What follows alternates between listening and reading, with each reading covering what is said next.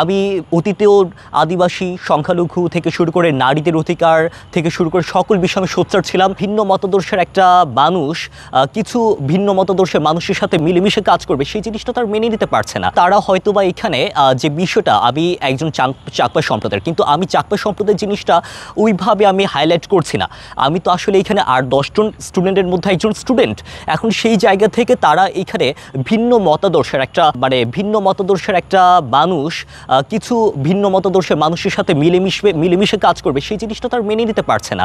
এখন সেই ব্যর্থতা তো আমার না, সেই ব্যর্থতা তাদের। ছাত্র শিবিরের যে সকল নেতৃবৃন্দ আছেন তাদের সাথে আমার যখন কথা হয়েছিল, আমি কিন্তু শিবির প্যানেলে যাইনি।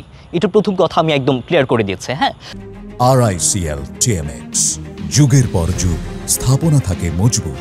তো এখন তাদের ক্ষেত্রে আমার দাবি দেওয়া বলতে যে জিনিসটা আসলে এখানে ইকুইটির বেসিসে, এখন আমরা যখন একটা জোটে যাব, আমি যদি সংখ্যাটা একজন হই এবং তাদের সংখ্যাটা যদি 10 জন হয়, তাহলে সেক্ষেত্রে আমি মনে করি এখানে সমান সমান একটা জিনিস থাকবে। সেই জায়গা থেকে দাবি দেওয়া, আমি কতটা ফ্রিডম পাবো, আমি কতটা কথা বলতে পারবো, সেই জিনিসটা আমি তাদের থেকে আশা করি অনুমতি নেওয়া লাগবে না।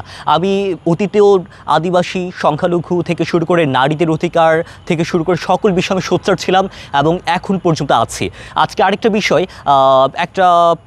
একটা পত্রিকা তার একটা উপজাতি শব্দটা ইউজ করেছে। হ্যাঁ, তো সেই জায়গা থেকে অনেক বিভিন্ন ঘটনার মানুষ আমাকে এইভাবে ক্রিটিক করার চেষ্টা করেছে যে আমি উপজাতি শব্দটার আমি প্রতিবাদ করবো কিনা। 100 ভাগ আমি যে আমার নির্বাচনী যে ইশতেহার আমি এখনও সেটা এখনও প্রকাশ করিনি, কিন্তু আমার যে ব্রিফটা ছিল, আমার যে পোস্টার ছিল, সেখানে আমি একদম স্পষ্টভাবে আদিবাসী শব্দটা আমি এখানে উল্লেখ করেছে এবং আমাদের কমিউনিটির প্রবলেম আমি নিজে জানি। তো সেই জায়গা থেকে আমাদের যে যত ধরনের প্রবলেম আছে সেগুলো সলভ করার জন্য আমি সবসময় সোচ্চার থাকবো।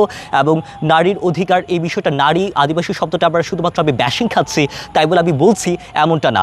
আমি এগুলো আগেও বলে এসেছি, এখনও বলছি এবং ভবিষ্যতে আমার আমৃত্যু টিল মাই লাস্ট ব্রেথ আমি বলে যাব।